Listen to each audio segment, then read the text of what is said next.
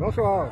Depuis plusieurs années maintenant, nous sommes plongés à Saint-François dans les eaux troubles d'un manque manifeste d'informations sur le dossier de l'eau.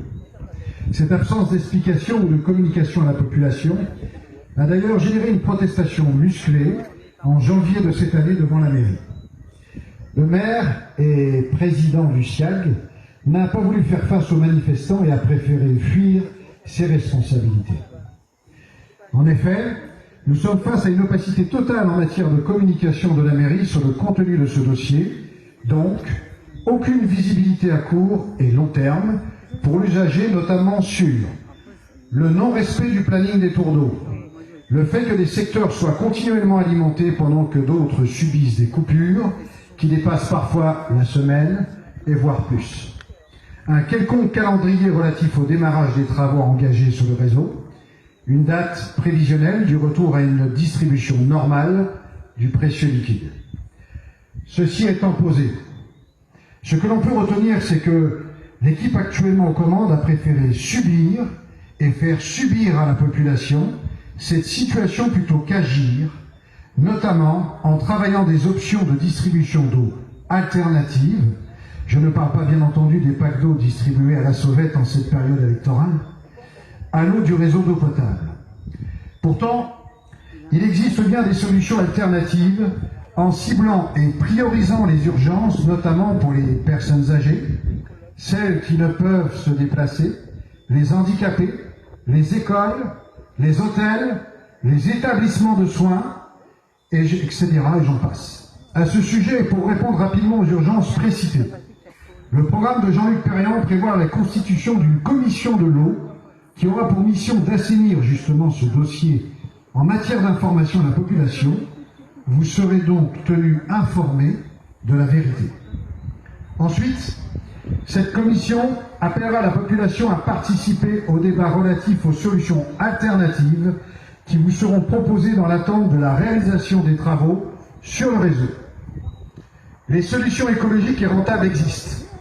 Bassin souple extérieur pour le stockage d'eau doté de surpresseurs, la récupération de l'eau de pluie, le recours par les ménages aux ressources alternatives, facilitation de l'accès aux citernes pour les particuliers et professionnels, demande aux architectes d'inclure dans les marchés de construction des bâtiments ou rénovation de ceux-ci la récupération d'eau pluviale systématique couplée d'eau potable. Cela aurait pu être fait pour la base nautique à titre d'exemple. Installation de citernes dans les écoles. Pour votre information, en moyenne, les toilettes d'une école primaire consomment 500 litres d'eau par récréation. Recyclage de l'eau usée ou de l'eau grise.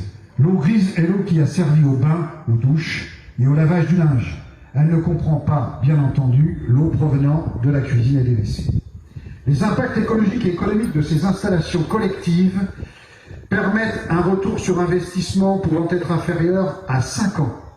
Bien entendu, le dimensionnement des ouvrages sera adapté à chaque dossier. Subir et non agir, voilà le bilan depuis ces 12 dernières années de l'actuelle gouvernance sur ce dossier. Comment peut-on imaginer une telle inertie alors que le marché de la récupération des eaux de pluie, de recyclage, connaît aujourd'hui sa plus forte croissance en Europe? Collèges, lycées, salles de sport, services techniques en sont équipés. Et nous attendons la pluie. Il faut donc rendre nos bâtiments, habitats domestiques, autosuffisants, générateurs de leurs propres biens et services. Pourtant, la ville a tout intérêt de s'inspirer de certaines alternatives offertes par l'habitat autonome afin de véritablement muter en ville durable et faire ainsi d'importantes économies. En dehors des coupures d'eau, cette autonomie permettra de répondre à une seconde problématique, que sont les catastrophes naturelles, en l'occurrence plus précisément les séismes en matière de survie. Comme vous le savez, un séisme arrive sans aucun signe avant-coureur. Il vous surprendra dans votre sommeil, au travail ou chez vous. Il est en effet impossible de prévoir sa survenue. Il se produira donc toujours à un moment où vous ne vous y attendrez pas. En cas de survenue donc d'un séisme, l'autonomie précitée permettra de se substituer au réseau principal qui, lors d'une catastrophe de cette ampleur, sera complètement détruit, soyez-en bien assurés. Bravo.